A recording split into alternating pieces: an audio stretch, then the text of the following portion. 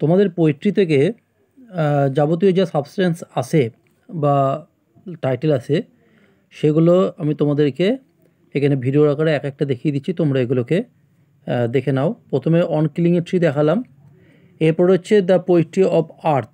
এগুলো অবশ্যই খুব হেল্পফুল হবে, কারণ এই সাবস্টেন্স লিখতে পারলেই কিন্তু তোমরা যদি কবিতা থেকে কোনো রকম প্রশ্নের উত্তর বানিয়ে নাও লিখতে পারো, সাবস্টেন্সটা লিখলেও কিন্তু তোমাদের অনেক কাজ হবে।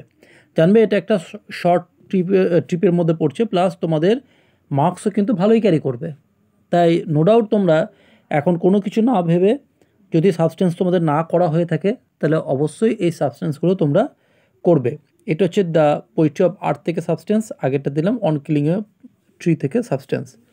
তোমরা দরকার হলে ভিডিওটা বারবার চালিয়ে নিতে পারো বা তোমরা স্ক্রিনশটও দিয়ে নিতে পারো, যার মারফত তোমরা কিন্তু পরপর এই সাবস্টেন্সগুলো পেয়ে যাবে।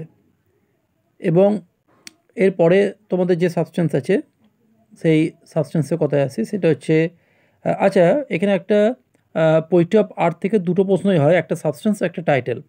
The title of the poetry of earth, ঠিক আছে, এইটাও তোমরা কিন্তু করে নেবে। অবশ্যই উপকৃত হবে যদি টাইটেল বা সাবস্টেন্স এই দুটোর মধ্যে একটা পরেই পড়ে। আর পোয়েট্রি অফ আর্থ এমনই, তোমরা সাবস্টেন্সটা পড়লে সেখান থেকে এই সাবস্টেন্সটা লিখলেই কিন্তু সব কিছু পেয়ে যাবে। এরপর হচ্ছে দেখো অ্যাসলিপ ইন দ্য ভ্যালি, এটা তোমার এইটাও একটা সাবস্টেন্স এবং এটাও খুব গুরুত্বপূর্ণ, তোমরা এই সাবস্টেন্সটাও করে রাখবে। মোটামুটি চারটে সাবস্টেন্স যদি চারটে থেকে করে রাখো তাহলে যে কোনো একটা সাবস্টেন্স পেয়ে যেতেই পারো। আর যদি অন্যান্য কোয়েশ্চেন্স যেগুলো তোমরা হয়তো বুঝতে পারছো না বা করোনি, তাহলেও কিন্তু তোমরা সাবস্টেন্সটাকে ওখানে ব্যবহার করতে পারো, দেখবে অ্যাটলিস্ট 6-এর মধ্যে 4.5 4 তো পেয়ে যেতেই পারো। এরপর দেখো shall I compare thee to a summer day, এটাও সাবস্টেন্স এবং এটাও তোমরা অবশ্যই করতে পারো। মানে এটাও খুব ভালো। আমার বক্তব্য হচ্ছে তোমরা সাবস্টেন্সটা অবশ্যই করে যাবে, তাহলে অবশ্যই উপকৃত হবে।